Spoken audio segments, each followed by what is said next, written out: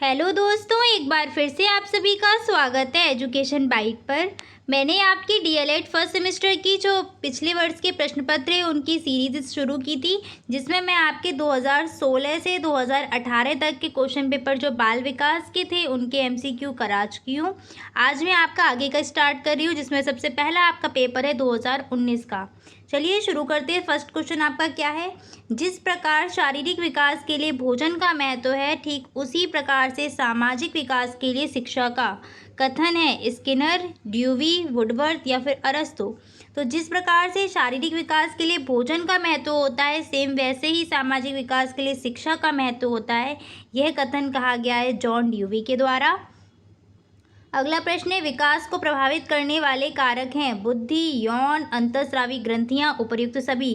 तो विकास को बुद्धि भी प्रभावित करती है, अंतःस्रावी ग्रंथियां भी प्रभावित करेंगी, यौन भी प्रभावित करेगा, यानी कि आंसर हो जाएगा आपका उपर्युक्त सभी। अगला क्वेश्चन है, टोली की आयु कहते हैं किशोरावस्था को, बाल्यावस्था को, शैशवावस्था को या फिर युवावस्था को। ये क्वेश्चन मैंने आपसे काफ़ी बार पूछा भी है, इंपॉर्टेंट प्रश्न है ये आपका। टोली की जो आयु रहती है वो क्या रहती है? बाल्यावस्था होती है टोली की आयु। अगला क्वेश्चन है, मनुष्य को जो कुछ भी बनना होता है वह प्रारंभ के 4 से 5 वर्षों में ही बन जाता है। किसने कहा है यह? Freud, Crow and Crow, Hurlock या फिर थॉर्नडाइक। इंपॉर्टेंट क्वेश्चन है और ये मैंने आपको जहाँ सारी की सारी डेफिनेशन कराई हैं वहाँ पर ये क्वेश्चन बताया भी है। तो मनुष्य जो कुछ बनना चाहता है वह प्रारंभ के 4 से 5 वर्षों में ही बन जाता है। सिगमंड फ्रायड का कथन है। एक कथन इनका और इम्पॉर्टेंट है कि बाल्यावस्था काम की प्रसुप्तावस्था होती है। यह कथन भी सिगमंड फ्रायड के द्वारा ही दिया गया है। अगला प्रश्न है, बाल्यावस्था में शिक्षा का स्वरूप होना चाहिए। खेल कूद की छूट बिल्कुल नहीं दी जानी चाहिए। खेल एवं रचनात्मक कार्यों के माध्यम से शिक्षा दी जानी चाहिए। गुरुकुल प्रणाली द्वारा शिक्षा दी जानी चाहिए। पिटाई करने वाले अध्यापक द्वारा शिक्षा दी जानी चाहिए। तो देखो, खेल कूद की छूट बिल्कुल नहीं देनी चाहिए, ये बात तो बिल्कुल गलत है। खेलों एवं रचनात्मक कार्यों के माध्यम से शिक्षा दी जानी चाहिए, ये ऑप्शन बिल्कुल करेक्ट है, तो यही आंसर हो जाएगा। इसके बाद चेक करो गुरुकुल प्रणाली। तो ये तो पुराने ज़माने की है, मतलब बहुत टाइम पहले, जहाँ पे गुरु ज़्यादा इंपॉर्टेंट होते थे। एक तरीके से गुरु व्याख्या विधि का प्रयोग करते हुए वहाँ लेक्चर देते थे। तो ये ऑप्शन भी आपका गलत हो जाएगा। पिटाई विटाई वैसे ही नहीं करनी है, तो ये ऑप्शन सीधे सीधे गलत। अगला आपका प्रश्न है, बालक के मानसिक विकास के लिए शिक्षक को करना चाहिए स्नेह और सहानुभूतिपूर्ण व्यवहार, सदाचरण प्रस्तुत करना, उपयुक्त शिक्षण विधि का प्रयोग करना या फिर उपर्युक्त सभी। तो देखो, स्नेह और सहानुभूति व्यवहार भी करना चाहिए, सदाचरण का प्रस्तुत भी करना चाहिए और उपयुक्त शिक्षण विधि का प्रयोग भी करना चाहिए, यानी कि आंसर हो जाएगा ऑप्शन डी, उपर्युक्त सभी। अगला प्रश्न है आपका, शिक्षा में सृजनात्मकता का प्रयोग किस रूप में होता है? सीखना, तर्क, चिंतन। यहाँ पर चिंतन होगा, ठीक है। तर्क, चिंतन, कल्पना। तो जो सृजनात्मकता का हम प्रयोग करते हैं शिक्षा में, वो हमारा कल्पना के अंतर्गत आएगा। अगला प्रश्न है, कल्पना के विकास के लिए शिक्षा में निम्न बातों पर ध्यान देना चाहिए। भाषा विकास पर ध्यान देना, कहानी सुनाना, ठीक है, यहाँ पर रहेगा कहानी सुनाना, काल्पनिक खेलों एवं क्रियाओं के लिए अवसर देना या फिर उपर्युक्त सभी। तो देखो, कल्पना के विकास के लिए हमें भाषा विकास पर भी ध्यान देना है, काल्पनिक खेलों और क्रियाओं के अवसर भी देने हैं और कहानी भी सुनाते रहना है। तो आंसर हमारा जो करेक्ट रहेगा वो रहेगा डी ऑप्शन, यानी कि उपर्युक्त सभी। अगला प्रश्न है, थॉर्नडाइक ने दिया प्रभाव का नियम, अभ्यास का नियम, तत्परता का नियम या फिर उपर्युक्त सभी। तो थॉर्नडाइक ने आपके ये तीनों ही नियम दिए थे, ये तीनों आपके मुख्य नियम हैं सीखने के। प्रभाव का नियम भी दिया हुआ है, अभ्यास का भी दिया है, तत्परता का भी दिया है। आंसर होगा ऑप्शन नंबर डी, उपर्युक्त सभी।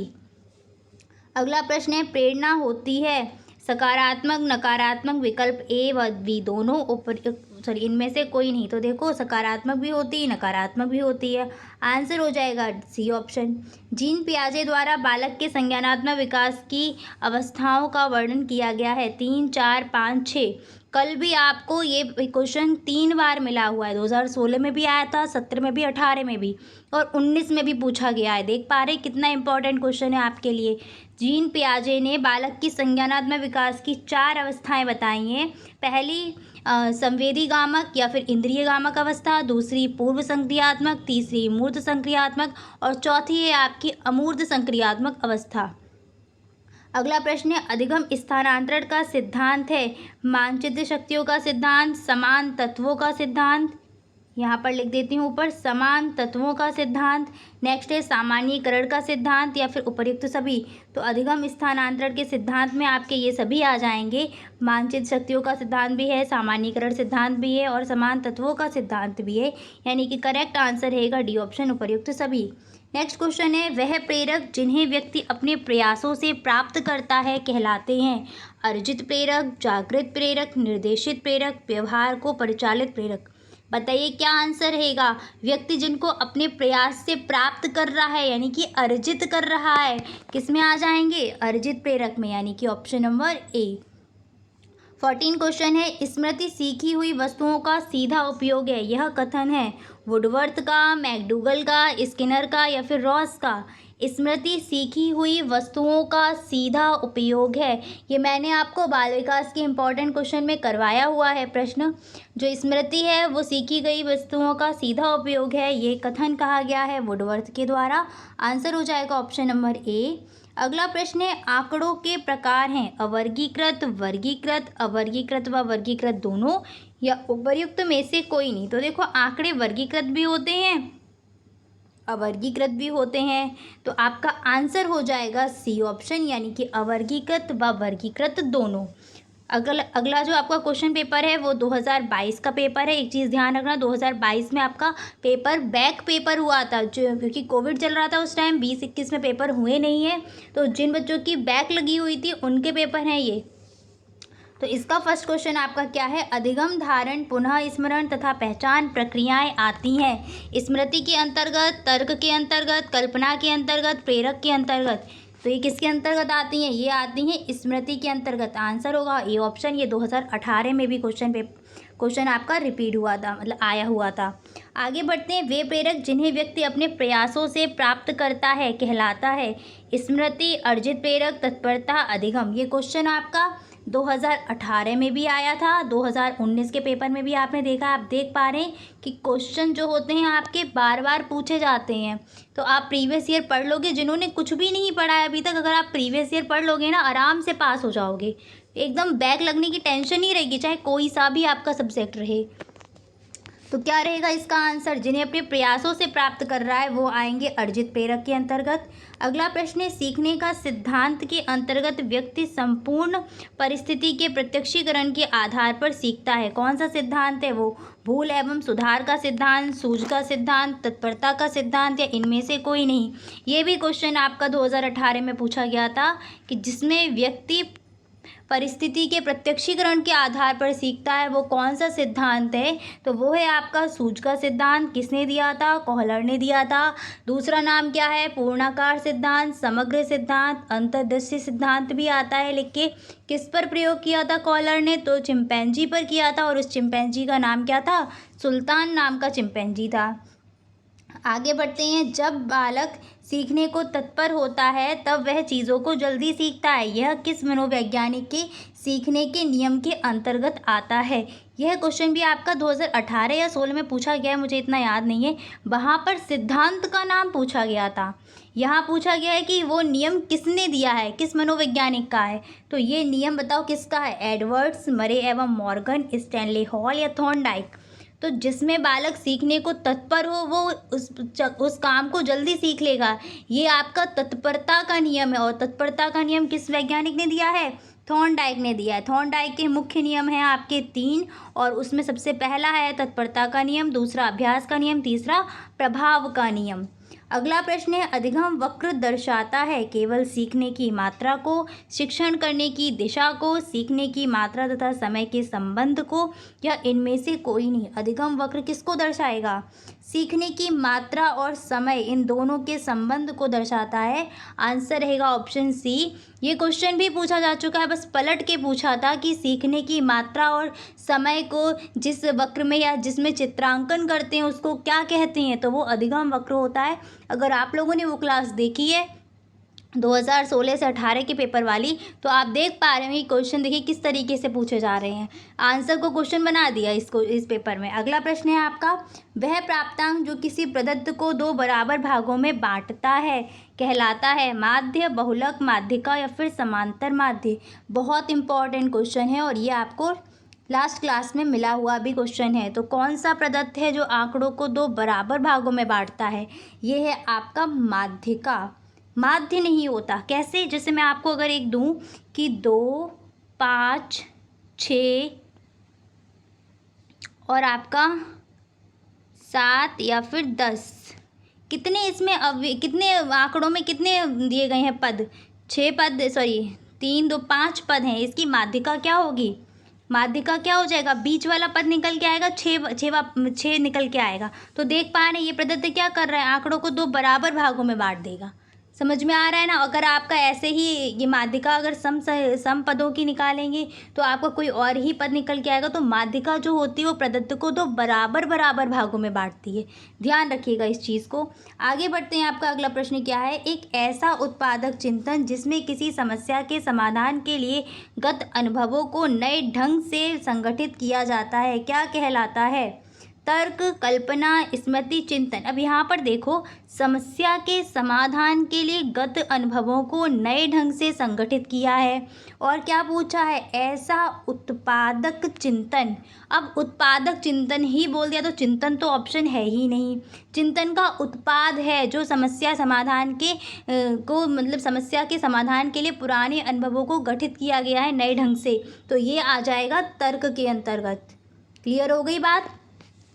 उत्पादक चिंतन है तर्क। आगे बढ़ते हैं। किस मनोवैज्ञानिक ने व्यक्तित्व के मापन के लिए 16P सिद्धांत प्रस्तुत किया? कार्ल जुंग, जूलियन सैटर, मॉर्डन ऑलपोर्ट या फिर रेमंड कैटल? तो फिर ये आपके रेमंड कैटल हैं जिन्होंने 16PF टेस्ट दिया था व्यक्तित्व के मापन के लिए। अगला प्रश्न है, प्रक्षेपी परीक्षण निम्न में से किसके बारे में जानकारी प्रदान करता है? रोजगार अभिक्षमता, पारिवारिक परिस्थितियाँ, बुद्धिलब्धि या अवचेतन क्रियाएं। तो प्रक्षेपी और अप्रक्षेपी परीक्षण मैंने दोनों ही आपको इम्पॉर्टेंट बताए थे जब आपकी MCQ की क्लास कराई हुई है। और प्रक्षेपी परीक्षण में कौन कौन से आते हैं आपके? TAT, CAT, ये सभी आते हैं। और ये किसका मापन करने में हम यूज़ करते हैं? तो ये करते हैं अवचेतन क्रियाएं हो जाएंगी यहाँ पर आंसर आपका। अगला प्रश्न है, व्यक्तित्व परीक्षण के रोशार्क ब्लॉक परीक्षण में प्रयुक्त होने वाले कार्डों की संख्या है? 10, 15, 20 या फिर 25? तो रोशार्क यानी कि रोशा स्याही धब्बा परीक्षण में हम जो कार्ड को यूज़ करते हैं वो होते हैं 10।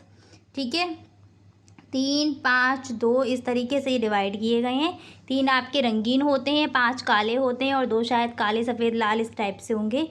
आगे बढ़ते हैं। आपका अगला प्रश्न क्या है, सिगमंड फ्रायड द्वारा प्रतिपादित सिद्धांत को कहा जाता है? सीखने का सिद्धांत, मनोविश्लेषणात्मक सिद्धांत, सामाजिक संरचना का सिद्धांत, तत्परता का सिद्धांत। ये क्वेश्चन भी आपका रिपीट हो रहा है ना, देख पा रहे हैं, कल भी क्वेश्चन ये आया हुआ था। ये जो है आपका, ये है आपके मनोविश्लेषणात्मक सिद्धांत। सिगमंड फ्रायड ने जो दिया है वो मनोविश्लेषणात्मक सिद्धांत है। और 2 परिभाषाएं इनकी याद रखो, बाल्यावस्था काम की प्रसुप्तावस्था है और दूसरी डेफिनेशन है कि मनुष्य को जो कुछ भी बनना होता है वो प्रारंभ के 4 से 5 वर्षों में ही बन जाता है।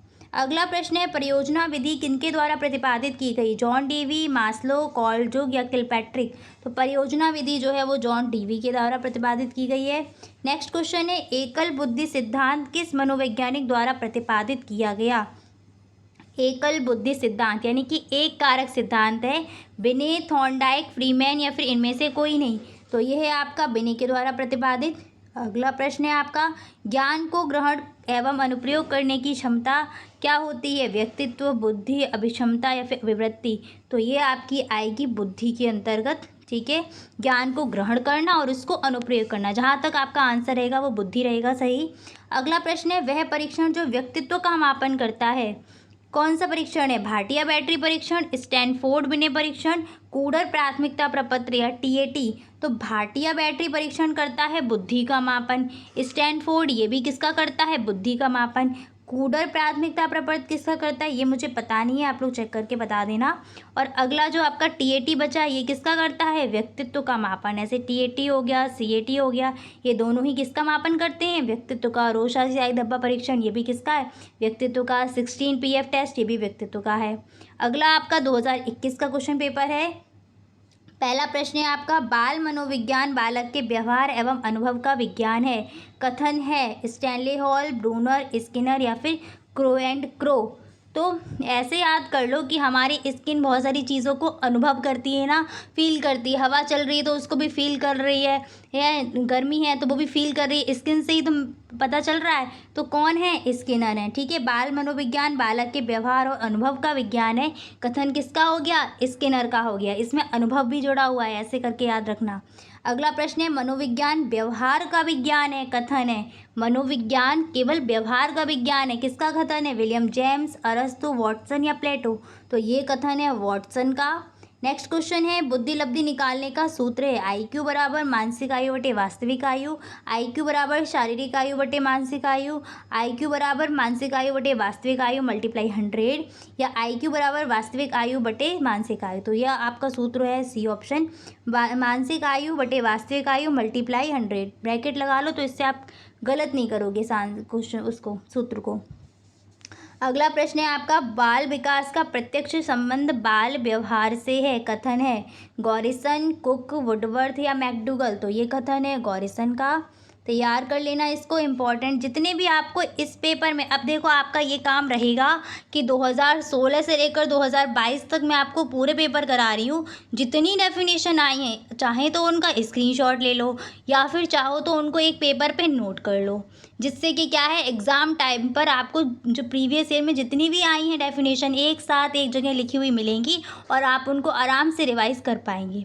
देखिए मैं तो करा ही दूंगी आपको। बहुत सारे बच्चे कहेंगे कि मैम डेफिनेशन आप करा दो, मैं तो करा ही दूंगी, लेकिन अगर आप अपनी हैंड राइटिंग में कहीं पर लिखेंगे तो वो आपको हमेशा के लिए याद रहेंगी। और ऐसा नहीं कि डेफिनेशन यहीं आ रही आगे काम नहीं आएंगी, जब आप टेट का पेपर देंगे तो वहाँ भी आपको मिलेंगी। इसलिए बेहतर रहेगा कि आप इन जो भी परिभाषाएं या कथन आ रहे हैं इनको अच्छे से तैयार कर लीजिए। आगे बढ़ते हैं। जीन पियाजे ने बालक के संज्ञानात्मक विकास की कितनी अवस्थाओं का वर्णन किया है। बहुत इंपॉर्टेंट क्वेश्चन है और आप देख पा रहे हैं कितनी बार आया हुआ है, आया है ना, 2016, 17, 18, 19 और 20 के पेपर में भी था ये प्रश्न। क्या रहेगा, तो जीन पियाजे ने कितनी अवस्थाएं, 4 अवस्थाएं बताई हैं। इंद्रिय गामक या संवेदी गामक, पूर्व संक्रियात्मक, मूर्त और अमूर्त। अगला प्रश्न है, बाल विकास का तात्पर्य है अभिवृद्धि, स्वास्थ्य, भार या फिर क्रमिक परिवर्तन। तो बाल विकास का मतलब क्या होता है, क्रमिक परिवर्तन।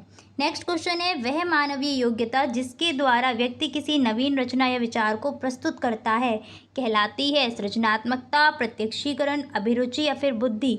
तो ये जिसके कारण व्यक्ति नवीन रचना या नए काम को कुछ नया करने का प्रयास करेगा वो आपका आता है सृजनात्मकता के अंतर्गत। क्रिएटिविटी कह सकते हैं ना, सीधे सीधे वही होती है इंग्लिश में। आगे बढ़ते हैं। बुद्धि का त्रिआयामी सिद्धांत किसने दिया, थर्स्टन, थॉर्नडाइक, गिलफोर्ड या स्पीयरमैन। तो बुद्धि का त्रिआयामी सिद्धांत दिया है गिलफोर्ड ने। थर्स्टन ने कौन सा दिया है, कल के ही पेपर में मैंने ये करवाया, पूछा भी गया था आपका थर्स्टन का। बताना थर्स्टन ने कौन सा सिद्धांत दिया है बुद्धि का, थॉर्नडाइक ने कौन सा दिया और स्पीयरमैन ने कौन सा दिया है। सिद्धांत मैं आपको करा चुकी हूँ, आपको उम्मीद कर रही याद होंगे। अगला प्रश्न है, टीएटी परीक्षण में कार्डों की संख्या है 10, 10 + 10 20 या 10 + 10 + 10 31 या इनमें से कोई नहीं। तो टीएटी परीक्षण में टोटल कार्ड कितने होते हैं, 31 कार्ड होते हैं और 31 यहाँ ऑप्शन नहीं है, इसलिए डी ऑप्शन सही रहेगा, इनमें से कोई नहीं। किसी ने कमेंट किया भी था कि मैम 30 सही तो दिया है, 30 नहीं, टोटल कार्ड 31 होते हैं। आगे बढ़ते हैं। अगला प्रश्न क्या है, अभ्यास और अनुभव के द्वारा व्यवहार में होने वाला परिवर्तन कहलाता है अवधान, प्रतिकार, अधिगम या अभिप्रेरणा। ये क्वेश्चन भी आपका आया हुआ है, ये कहलाता है अधिगम। ये क्वेश्चन आपका कल जो पेपर कराए थे ना उनमें मिला हुआ था क्वेश्चन 2 बार। अगला प्रश्न है, भारतीय बैटरी परीक्षण संबंधित है, ये भी क्वेश्चन रिपीट हो रहा है, शायद 17 या 18 में आया होगा। अभिरुचि से, व्यक्तित्व से, बुद्धि से या इनमें से कोई नहीं। तो भारतीय बैटरी परीक्षण बुद्धि से जुड़ा हुआ है। नेक्स्ट क्वेश्चन है, यदि किसी बालक की मानसिक आयु 15 वर्ष और वास्तविक आयु 10 वर्ष हो तो उसकी बुद्धि लब्धि होगी। क्या निकालें, बुद्धि लब्धि का सूत्र होता है मानसिक आयु बटे वास्तविक आयु और मल्टीप्लाई करते हैं 100 का, तो 0 से 0 कट जाएंगे। 15 का 10 में गुणा करेंगे 150, यानी कि कितनी बुद्धि लब्धि निकल के आई 150। अगला प्रश्न है, सूझ के सिद्धांत के प्रतिपादक हैं गेस्टॉल्ट, स्किनर, कोहलर या वुडवर्थ। तो सूझ का सिद्धांत दिया है कोहलर ने। इसका दूसरा नाम है पूर्णाकार सिद्धांत, समग्र सिद्धांत या फिर अंतर्दृष्टि सूझ का सिद्धांत। किस पर प्रयोग किया था? चिंपैंजी पर किया था और उस चिंपैंजी का नाम था सुल्तान। नेक्स्ट क्वेश्चन है, प्रेरणा कार्य को आरंभ करने, जारी रखने और नियमित रखने की प्रक्रिया है, कथन है। पीटी यंग, गुड, एड्रिल या गुडविन। तो ये कथन है गुड का। लास्ट आपका 2021 के पेपर का लास्ट क्वेश्चन है, चिंतन मानसिक प्रक्रिया का ज्ञानात्मक पहलू है, कथन है रॉस का, वुडवर्थ का, वैलेंटाइन का, मैकडूगल का। तो ये कथन है किसका? रॉस का। इम्पॉर्टेंट कथन है, याद रखना इसको, ठीक है। चिंतन मानसिक प्रक्रिया का ज्ञानात्मक पहलू है, कथन है रॉस का। आगे बढ़ते हैं, अगला पेपर है आपका 2022 का। फर्स्ट क्वेश्चन है, बाल विकास के अंतर्गत निम्नलिखित आयु वर्ग है। 0 से 18 वर्ष, 20 से 30 वर्ष, 25 से 35 वर्ष या 35 से ऊपर। तो बाल विकास के अंतर्गत जो आयु वर्ग आता है वो 0 से 18 वर्ष। बुद्धि का विकास लगभग पूर्ण हो जाता है शैशवावस्था में, बाल्यावस्था में, किशोरावस्था में या सभी अवस्थाओं में। तो लगभग आपकी जो बुद्धि का विकास पूर्ण हो जाता है वो शैशवावस्था में पूर्ण हो जाता है। आगे बढ़ते हैं, अगला प्रश्न क्या है, नवजात शिशु में हड्डियों की संख्या होती है 100, 205, 270 या 350। तो नवजात शिशु में 270 हड्डियां होती हैं। नेक्स्ट क्वेश्चन है आपका, सीखने को प्रभावित करने के वाला सबसे महत्वपूर्ण कारक है, प्रेरणा, ध्यान, रुचि या फिर स्मृति। तो सीखने को सबसे ज़्यादा जो प्रभावित करेगा, बताओ क्या हो सकता है? तो सीखने को सबसे ज़्यादा जो प्रभावित करने वाला कारक रहेगा वो रहेगा स्मृति। अगला प्रश्न रहेगा, सीखने की सही परिभाषा है आदेशों का पालन करना, रटना, अनुभव और प्रशिक्षण के द्वारा व्यवहार में परिवर्तन या दूसरे के साथ काम करना। तो जो सबसे सटीक या सही परिभाषा रहेगी अनुभव और प्रशिक्षण के द्वारा व्यवहार में आने वाला परिवर्तन। प्रयत्न व भूल का सिद्धांत के प्रतिपादक हैं कोहलर, योकम या थॉर्नडाइक या हल। तो प्रयत्न व भूल का सिद्धांत थॉर्नडाइक का। किस पर प्रयोग किया था? तो बिल्ली पर किया था। अगला प्रश्न है, बालक के नैतिक विकास से तात्पर्य है उसके सामाजिक विकास, शारीरिक विकास, धार्मिक विकास या चारित्रिक विकास।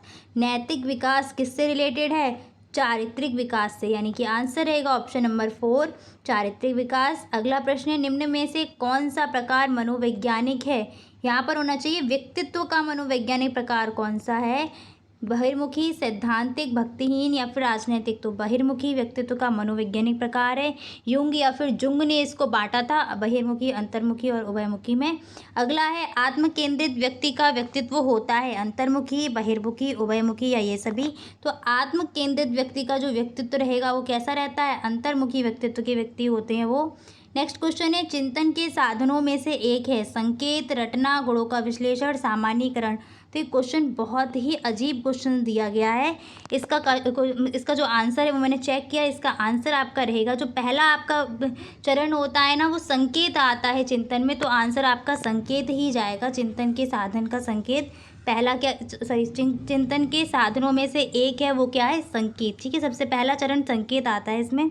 अगला है आपका, बालक में अभिप्रेरणा उत्पन्न करने का प्रमुख स्रोत है उद्दीपक, रुचि, आवश्यकता, उपरोक्त सभी। तो देखो उद्दीपक भी है, रुचि भी है, आवश्यकता भी है, यानी कि आंसर हो जाएगा डी ऑप्शन उपरोक्त सभी। अगला प्रश्न है, स्मृति एक आदर्श पुनरावृत्ति है, यह कथन है स्काउट का, जैक्स का, रायबर्न का या फिर रॉस का। तो ये कथन किसका है? स्काउट का है। इंपॉर्टेंट डेफिनेशन है स्मृति, चिंतन, इन सब की अगर आए तो लिख लेना इन सभी को एक साथ। आपका अगला प्रश्न है, सृजनात्मक बालक की विशेषता है कि वह संवेदनशील होता है, परिहास प्रिय होता है, जिज्ञासु होता है, उपरोक्त सभी। तो इसका आंसर जितना सही रहेगा वो रहेगा जिज्ञासु होता है। परिहास प्रिय तो नहीं हो सकता, ठीक है, इसी वजह से उपरोक्त सभी की तरफ हम नहीं जाएंगे। अगला है, संवेग का प्रकार नहीं है क्रोध, भय, ध्यान या प्रेम। ये क्वेश्चन भी आपका कल के पेपर में आपको मिला था। ये क्रोध भी है, भय भी है, प्रेम भी है, ध्यान नहीं होगा बस। फ्रायड के अनुसार आक्रामकता का कारण है उच्च अधिगम, उद्दोलन, जिज्ञासा या उपलब्धि। तो फ्रायड के अनुसार जो आक्रामकता का कारण रहेगा वो रहेगा उद्दोलन। ठीक है, मैंने आपके कितने प्रश्न पत्र करा दिए, 2016 से लेकर के 2022 तक के जितने भी क्वेश्चन पेपर थे और उसमें जितने भी आपके एमसीक्यू क्वेश्चंस थे बाल विकास के, वो मैंने कंप्लीट करा दिए हैं। जो 3 पेपर थे 16 से 18 के, वो मैंने आपको कल की क्लास में कराए थे। बाकी के जो पेपर हैं वो मैंने आज की क्लास में कंप्लीट करा दिए, ठीक है।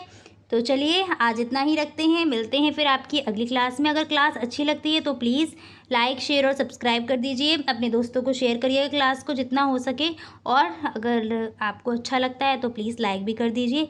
मिलेंगे आपकी अगली क्लास में, तब तक अपना ख्याल रखिएगा। Thanks for watching and please like share and subscribe my channel. Bye bye, take care.